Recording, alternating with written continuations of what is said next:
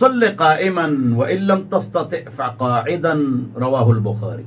فولا منذ کا طاقت نہیں پناستا ہو کا بدر روایت کو الا تومی ایمان اشارہ ہو کا خمون معاف نہ دے من بکے معاف نہ دے من بکے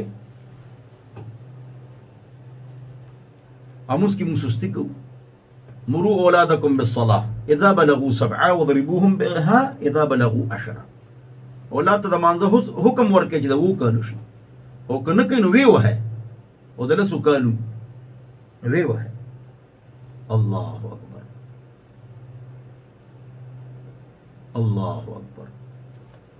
دې کې دوه ټوکړې دي حدیث کې نوري دي علماء نه بیانې خدا ډېر بیانولو پکار دي.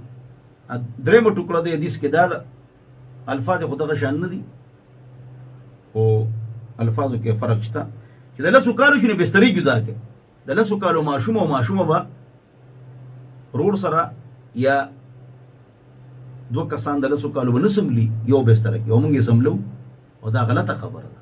په دې څوک عمل نه کوي نیکانم په عمل نه کوي دای په کورونو کې په عمل نشته چې ماشوم دله سوکالو شي بستر جدا کوي زه یریږم نو مسکه بالښتونه ده دا مسله ده.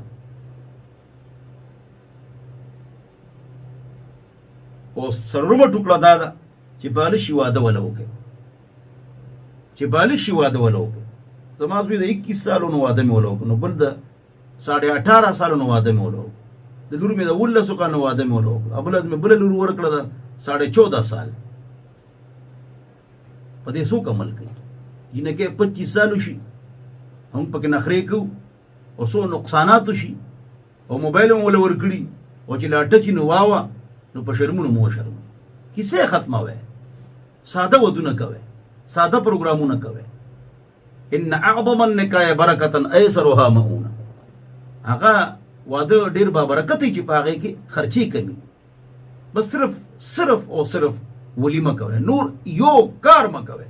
جمعات کې نکاح کوي خپل استاد بزرگان عالمان دي جمعاتونو کې ماشاء الله نو الته مطلب دا جمعات کې نکاح کوي وجعلوها في المساجد او دینداری پکې ګوره تنكح المرأة لاربع لمالها ولحسبها ولجمالها ولدينها فاصفر بذات الدين تربت يداك. اشكال لساني جلد نمبر 2 صفحه نمبر 3 غالبا. نو د موز چې څنګه خیال ساتي دا شان داغي لسو کالو کې بسترین جدا کې او چې بالشینو وادم ولا وکي فورن یو پیاله شوروا او یو روټه بس ډیره پخاوي بس دا واده دی. مونږ چې څه دماغو کې جوړ کړی دي د واده خرچي اوربل ان د فاحشه غوبل او رسوم رواج پیرتا پیتنګ او فلانه او ومه او جامع خودل دا ټول د خزو سازشونه دي. د خزو نوې نوې جوړي نوې نوې پروګرامونه چې خچا کرے پکې ولګي رسم او رواج بیړګر کړي دا خزو او عالم کار خراب کړي دي بدعت کالمان ټیک شو بدعات ختم شو نو اسانی براشي په سنت کې اسانی دا بدعت کې د مولا د خېټه फायदा ده او د جیب फायदा ده پکې ناغه بدعات رو باسل دي مولوی صاحب ان ز مارو باسل زیم نو دین برباد ده او خود رسم رواجونو رو باسل چې ډېر چکرې ولګو ډېر جامې جوړې کو ډېر توراتو شو ها دین ځان بچ اوساته که رسم رواج ختم شو زنګ د خوشالونه او بدعت ختم شو زنګ د غمونو نه سکون براشي.